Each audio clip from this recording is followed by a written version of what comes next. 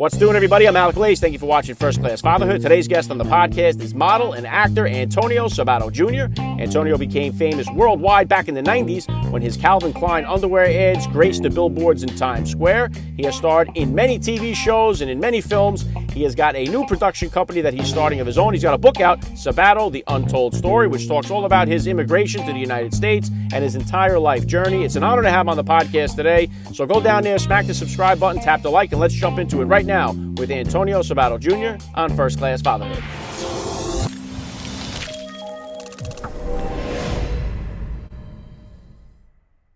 Joining me now, First Class Father Antonio Sabato Jr. Welcome to First Class Fatherhood. Hey, how are you, man? Good to be here with you, man. Thank you. All right, let's start it like this. How many kids do you have, and how old are they? I have three wonderful kids. My oldest is Jack. He's 26. Then there's my daughter, who's 18, and my little boy, who's 9, going to be 10. He's Antonio. So he's little Antonio, then Mina, my daughter, and my oldest is Jack. Yeah, very cool. If you could, please, Antonio, just take a second here to hit my listeners with a little bit about your background and what you do. I've been an actor my whole life. I was on soap operas. I did a lot of movies, TV shows. I was also a Calvin Klein model for 3 years. Released a few books, ran for Congress, became a race car driver, did a lot of crazy stuff in my life, a lot of good stuff for the Lord, and living the dream, man. So I've done pretty much everything. I'm in construction right now as well. I'm working with concrete pumps here in Florida. We're building the state. What else am I doing? Doing a lot of fishing, and right now I'm praying for my father because he's in the hospital. He's doing pretty bad right now. So we're praying that the Lord and his doctors will keep him on earth for as much as possible. But God has got a plan. So but everything's good, man. That's my background so far. Yeah, well, God bless and good luck to your father there. And obviously, you've had an incredible career here, Antonio. Along this journey, about how old were you when you first became a dad, and how did becoming a father kind of change your perspective on life? I became a dad, a young dad. I was 22 at the time. I was a proud father. That was my life and still is. My oldest Jack, my firstborn, was incredible. I always wanted to be a father. I always wanted to have kids. I just enjoy children. I enjoy their enthusiasm, their love, their passion, and so much more. And it's just such a God's gift to be surrounded by kids and to have that opportunity, that blessing at 22 was incredible. And I took charge of that, and I think I had amazing time, amazing years as a father with my big one now, but he was my little one then. So I'm a proud father. I love my children more than anything. Yeah, well said. And what would you say were the top values that you always hope to instill in your kids as they grow up? Love the Lord, and love Jesus. Find Jesus in your own ways, which they did.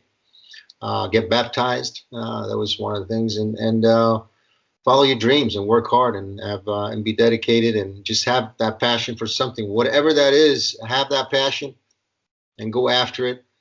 And also, I like to be really close to them. I like to have conversations with them. I like to see who they are as people. And so it's many jobs as a father, but I just try to live by it and show them that I'm a good person with a big heart, and hopefully they will follow. And they have surpassed me in so many ways. They're so much better than me in so many ways, all of them, all three of them. So I'm proud of them.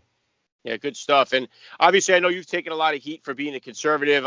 Anytime on this show, I bring dads on from all walks of life here. But when I've brought on guys like Eric Trump and Sean Hannity and Secretary of State Mike Pompeo, I've gotten just hammered on social media. And, I've lost a ton of followers because of it. And I always get people, I'm unsubscribing from you, I'm unfollowing you, and they get very vicious. And I can see what that's like. And it only happens when I bring guys like that on. I bring guys on from the other side, and I never get that blowback. It never happens that way. So what has been, I know the impact on you and your career has been pretty high, but what has been the impact? How has it affected your family, you being out in the open there and being a hardcore conservative? Well, it affects everyone, because when you're being taken away from your job or being blacklisted or being called names, it was hard for my children. It was hard for everybody. But, we have God on our side. We're very much in faith. We're strong people. We're strong individuals. My whole family is. My fiance is very strong, her family. So we really don't pay attention to that too much, actually, at all.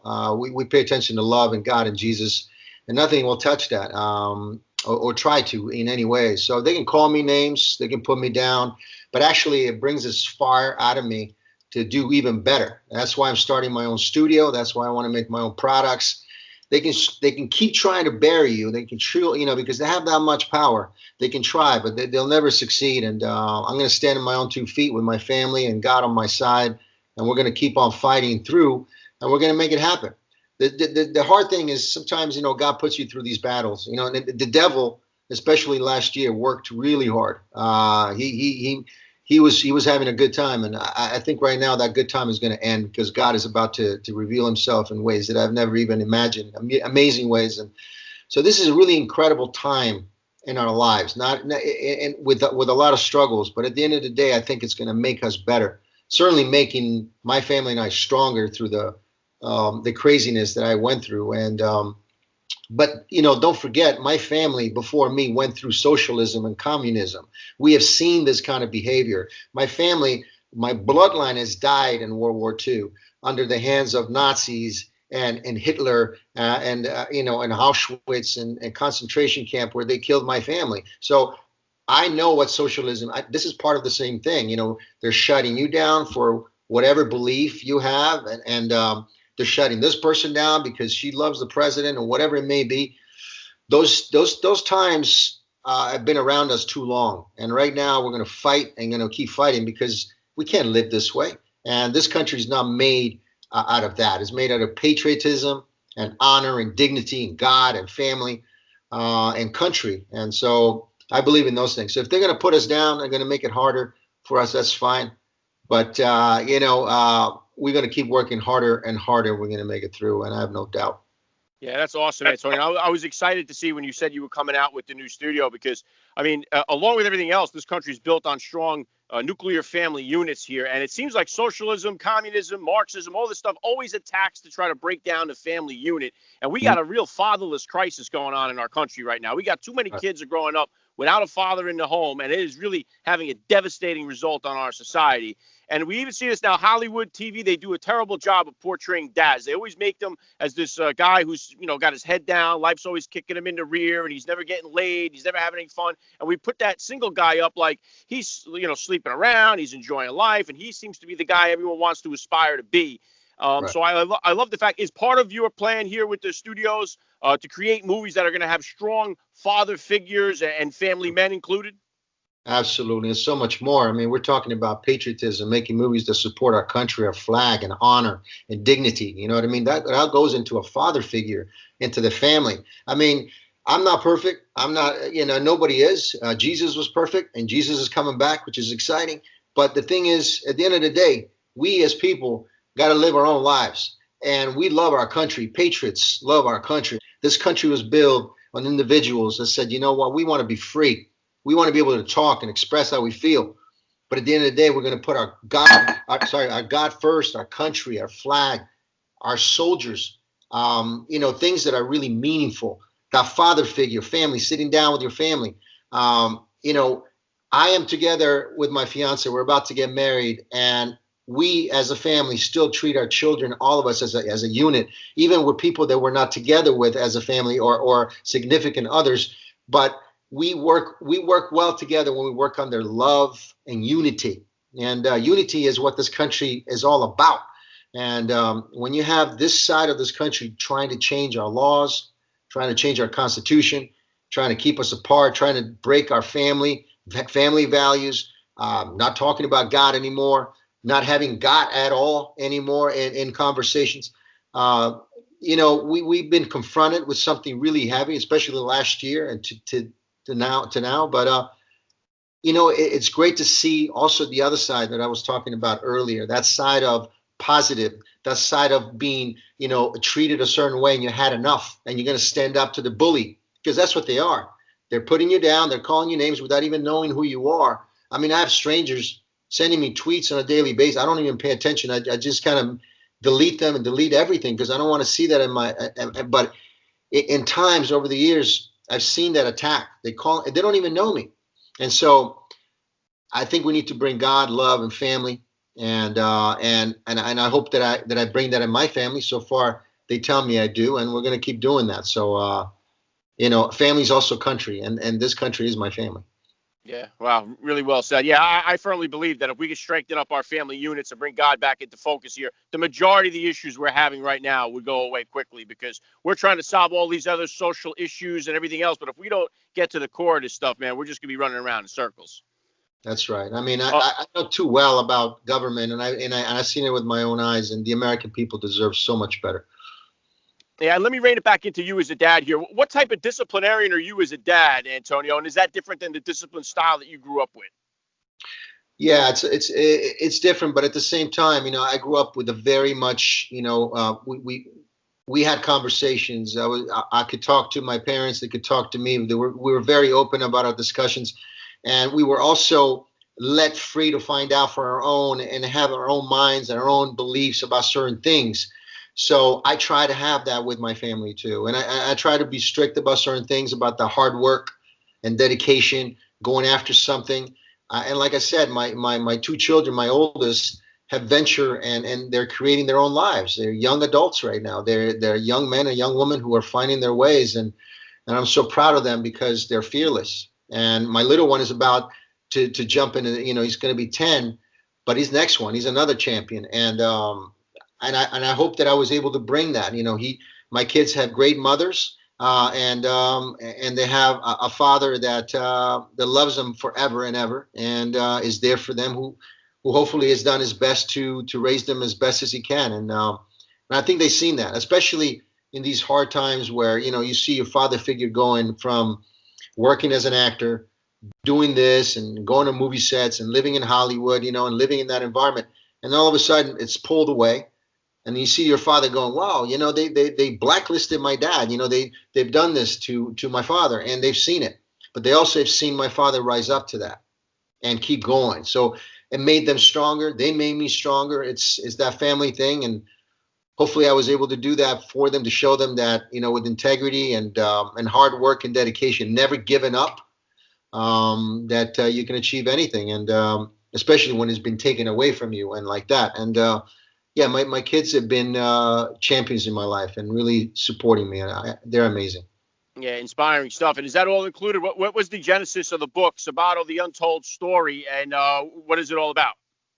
Well, it's my life, coming to this country as a family, coming together as a family, coming here legally, following the law, not taking any money from the government ever, even when we ran out of money as a family in the early years and we had to go back to Italy, and to live there for 1 year because we ran out of money. Even that, we didn't take any money. So that shows my children. That shows something, and I wanted to show that to the American people. I wanted to show that this is how you do it the right way.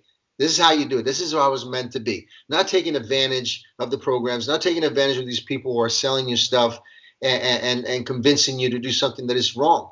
You got to earn it. Coming to this country is something beautiful, amazing, but you got to pay the price. You got to earn it, and you got to live as an American. You got to appreciate this country and do it legally. And so I share that in the book, as well as stories in Hollywood, great stories, amazing times that I've had in Hollywood, film productions and whatnot. Talk about my parents as well, their stories. So I thought it was fascinating. I wanted to share that with my fans. Yeah, awesome. And what would you say then, Antonio, is the biggest difference between you as a dad now as opposed to when you had your older kids? Is there a big change in you now with your 10-year-old as opposed to I, when you were a dad when you were 22 years old? I hope I've gotten a lot better, and I've gotten smart in a lot of ways and more patient in a lot of ways. I think parenting is something that you find patience quickly, and or you don't. And so I was able to find it. It took me a long time because I'm one of those guys who wants to get things done. And when you have kids, it's a different way of life. You're dealing with another human life next to you who is affecting you in so many ways. And so right now I feel that I'm a much better dad than I ever was. But it's stages. It's just how life is. In my 20s, I thought I mean, considering I was in my early 20s and I didn't know too much about life, that I had an amazing kid and I raised him as well as I did. So, but now I feel that I'm more stable, and I don't know. I think I am 0.0, 0.10, whatever that is, the next step up. So I'm doing pretty good. And obviously, you're starting the studio here. What other kind of plans or goals do you have for yourself? We just started the new year. What kind of goals or plans do you have for this year for yourself? That's one of my biggest plans in the studio, and to be able to be on the movie set. I pray to God that this happens this year. I wrote an amazing script called Trailblazers that we're going to be doing. It's a Western. It's God versus evil in a Western settings with friends of mine and people that I've known quite a long time. And I don't want to, I've been wanting to direct this and putting this together for, it's been 8-9 months now. So we're almost there, and we're going to shoot this movie. So that's my main goal right now as far as the work side. But keep my family healthy, knowing that they're healthy. Staying together with my family, and keep God close, and keep reading the Word, and keep praying. Those kinds of things are important to me. Yeah, awesome. And the last thing I'm going to hit you with here, you may have touched on a little bit during some of your answer, but I'd love to ask all the dads that get on the podcast, what type of advice do you have for that new dad or for that about to be father who's out there listening? Love him and keep loving him more and more. Loving your son or your daughter is, I don't know. What I've got from it is that you have a belief for God when you see the birth of a life that is yours and created by God. And so it opens up. I've seen it with people that were non-believers, and they had a child, and that was it, And so to me, it was the same way. It was above ground. It was above the sky. It was very spiritual, and all the births, the events that happened in my life when my children were born. Are amazing times, and I tell the first father is, you're going to be amazed. It's going to be incredible, and keep being there as a father, keep loving and keep showing them what the right things or the wrong things are for your child, and do better, because now you have another life to take care of. And I love great dads, I really do, and I have good friends of mine that are really good dads, and there's something about a good dad, man. It's just it's incredible to see. It's one of the that I love to watch. Yeah, very well said. I love the message. It's been an honor for me. I got to say, Antonio Sabato Jr., you're a first-class father all the way, and thank you so much for giving me a few minutes of your time here on First Class Fatherhood. My pleasure. Thank you for having me, pal. God bless.